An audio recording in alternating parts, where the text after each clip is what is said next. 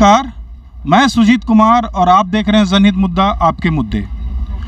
आज हमारे साथ हम सेकुलर राष्ट्रीय मुख्य प्रवक्ता श्याम सुंदर सरन जी हैं। सर, जिस प्रकार से बिहार में उपेंद्र कुशवाहा जी जो है राजनीतिक तरीके से देखा जाए तो एक अपने रास्ते वो चल रहे हैं, तो उसको आप इस बिहार के राजनीतिक परिवेश में किस प्रकार से देख रहे हैं? बहुत ज़्यादा हम उसको तरजीह नहीं देते हैं और वो अपने रास्ते नहीं चल रहे हैं, वो किसी और के रास्ते को तैयार करने की कोशिश कर रहे हैं। और लगातार देखिए, अब तो बड़े नेता हैं उपेंद्र कुशवाहा जी, बिहार की राजनीति में एक उनका अपना स्थान है, तो बहुत व्यक्तिगत टिप्पणी नहीं करना चाहता हूँ। लेकिन एक चूँकि आपने सवाल किया है, वो अक्सर ऐसा करते रहे, उनका पूरा राजनीतिक यात्रा देखिएगा तो ऐसे ही कामों को कर करके, और वो तो पॉलिटिकल डीलिंग की बात करते हैं, लीडिंग की बात वो करते नहीं हैं। तो वो डील अलग अलग चुनाव में अलग अलग लोगों के साथ किया करते हैं और उसके सहारे ही वो आप देखेंगे तो चंद उन नेताओं में हैं जो देश के चारों सदनों के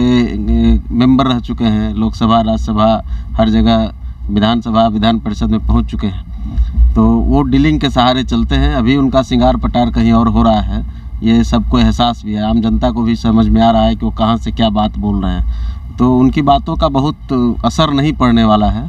बिहार नीतीश कुमार के साथ है और जिधर नीतीश कुमार चलते हैं उधर कारवां निकल पड़ता है। जिस प्रकार से पूर्व मुख्यमंत्री माननीय जीतन राम मांझी जी का गया में एक बयान आया कि शराबबंदी को जो है पुनः जो है लागू कर दिया जाए, तो आप इस स्टेटमेंट को किस रूप में देखें? नहीं, देखिए, उसको गलत रूप से लोगों ने समझा और आप लोग भी अपने हिसाब से उसको कह देते हैं। उन्होंने ये नहीं कहा कि शराबबंदी ख़त्म हो जाना चाहिए, शराब चालू हो जाना चाहिए। उन्होंने, चूँकि वो पर्यटन विभाग का एक बड़ा कार्यक्रम था और मगध का जो बोध गया जो है एक अंतर्राष्ट्रीय पर्यटन स्थल के रूप में जाना जाता है और बिहार में पर्यटन जो है एक हमारा अर्थव्यवस्था का बड़ा जरिया है।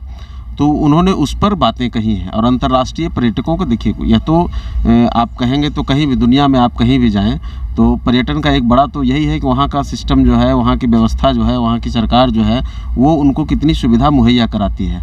तो उन सुविधाओं की बात वो कर रहे थे कि हम पर्यटन चूँकि अगर बढ़ाना चाहते हैं तो जो लोग हमारे यहाँ आते हैं उसका आतिथ्य हम इस रूप में करें कि वो प्रसन्न होकर जाएं, वो इधर उधर न भागें। तो उस रूप में उन्होंने कहा, तो उसको तो जाकी रही भावना जैसी बहुमूरत तीन देखे तैसी। बराबर उनका स्टेटमेंट देखने को मिलता है, ऐसी बात नहीं है कि ये पहली बार किसी प्लेटफॉर्म से बोल रहे हैं। वो उनका एक लगातार जो है एक चर्चा का विषय बना हुआ। नहीं, वो बराबर जो कहते हैं उस पर माननीय मुख्यमंत्री जी ने संज्ञान लिया है। उनका जो कहना था कि जो गरीबों के साथ इसकी आड़ में गलत किया जा रहा है, गलत हो रहा है, उसमें हमको इस कानून में कुछ लचीलापन लाना चाहिए ताकि गरीबों की जो आप देखिए ना, आंकड़ा जब देखिएगा तो लाखों लोग जिसके घर में कोई कमाने वाला नहीं है, बच्चे हैं, महिलाएं हैं, अब उसका जो परिवार है वो जेल के अंदर सलाखों के पीछे है, अब उसका क्या होगा? तो उस रूप में वो बात को कहते थे जिसमें सरकार ने और माननीय मुख्यमंत्री जी ने संज्ञान लिया और उसमें कुछ आप देखेंगे तो शराबबंदी के जितने कानून थे, जितने कड़ाई से था, उसमें बहुत सारा कुछ बदलाव भी हुआ और लचीलापन आया है। तो वो उसी लचीलेपन की बात करते हैं। बाकी तो वो शराबबंदी के खुद ही बहुत बड़े समर्थक रहे। उनका निजी जीवन, अगर आप कभी उनके पर्सनल इंटरव्यू को सुनेंगे तो उनकी शुरुआत ही वही हुई है। अपने 8-10 साल के उम्र में उन्होंने शराबबंदी के खिलाफ एक मुहिम छेड़ दी। और किसके खिलाफ छेड़ी? तो जिस परिवार से वो आते थे, बहुत ही निर्धन परिवार कह लीजिए कि समाज के सबसे निचले पायदान पर रहने वाले लोगों के बीच में से मांझी जी जैसा हीरा निकला। तो उन्होंने तो अपनी वानगी वहीं दिखा दी 8-10 साल की उम्र में कि उन्होंने अपने पिताजी का शराब छुड़वा दिया और बिल्कुल एक तरह से कहिए कि अनशन करके छुड़वा दिया।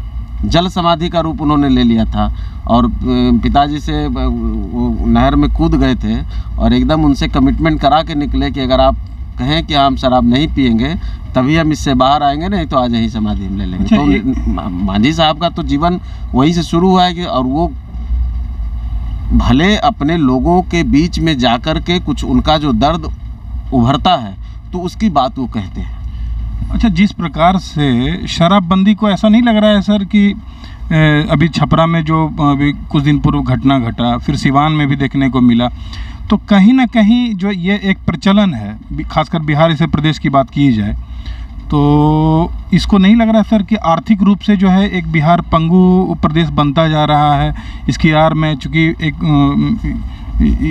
इसका दो रूप हो सकता है सुजीत भाई। मैं इस पर ठीक है, अर्थव्यवस्था का तो एक हमारा हमने कहा क्या कि पर्यटन हमारा एक अर्थव्यवस्था का बड़ा जरिया है, लेकिन शराब से ही पर्यटन बहुत हमारा ठीक हो जाएगा और शराब से हमारी अर्थव्यवस्था बहुत ठीक हो जाएगी। अगर ऐसा होता तो देश में कई ऐसे राज्य हैं जहाँ की शराब चालू भी है और उनकी आर्थिक स्थिति बिहार से भी खराब है। नहीं, लेकिन तो वह नहीं। अब छपरा का जो आपका जो इशारा था शराब से, नकली शराब से मौत वाली बात, तो देश के भी आंकड़े को आप उठाएंगे तो हर जगह कमोवेश, गुजरात में भी कई लोग मारे गए।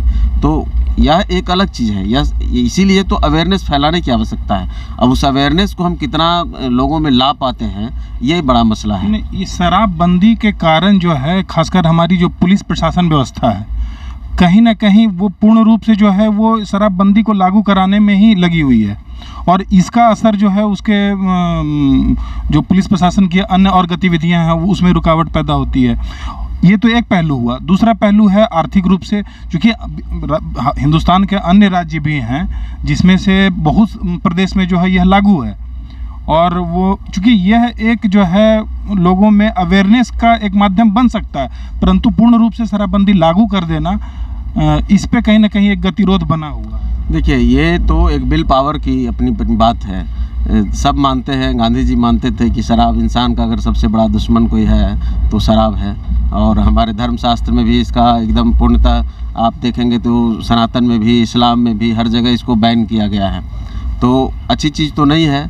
अब बिल पावर की बात है तो वो बिल पावर नीतीश कुमार जी ने दिखाया है, वो खतरा मोल लेने को तैयार हैं और अब तो कह लीजिए एक लंबा समय हो गया, 6-7 सालों से लागू भी है और इसके अच्छे सुखद परिणाम भी आए हैं।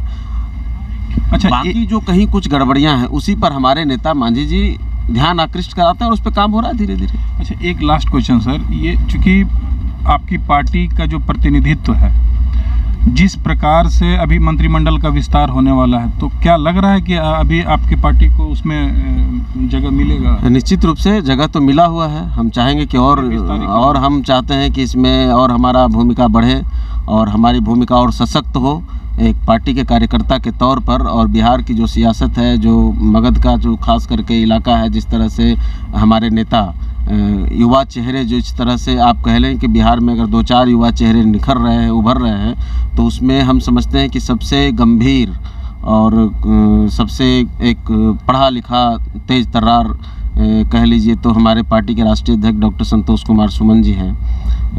PhD होल्डर हैं, प्रोफेसर हैं, तो उनकी भूमिका को सरकार को और सशक्त करनी चाहिए, उनको और विस्तार देना चाहिए और बिहार के जनता के साथ उनका कितना और गाढ़ा रिश्ता बन पाए, तो उसमें एक मंत्रालय की तो भूमिका होती है। हम लोग चाहेंगे कि और बेहतर और बड़ी भूमिका में उनको लाया जाए। यह एक कार्यकर्ता के तौर पे हमारे नेता क्या सोचते हैं वो उस पर हम नहीं कर रहे। हमारे राष्ट्रीय अध्यक्ष हैं, हमारे संरक्षक महोदय हैं, उनका अपना है, लेकिन हम जो हमारे कार्यकर्ता हैं हम उनकी आवाज़ बन के बता रहे हैं कि हम लोग चाहते हैं कि उनकी भूमिका को और बड़ा किया जाए। धन्यवाद सर, बहुत बहुत धन्यवाद आपको भी, आपकी टीम को। तो आप देख रहे थे हम सेकुलर के राष्ट्रीय मुख्य प्रवक्ता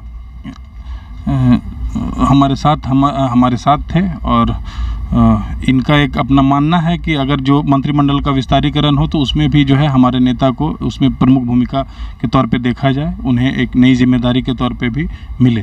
तो आप हमारे चैनल के साथ लगातार बने रहिए। धन्यवाद। जय हिंद।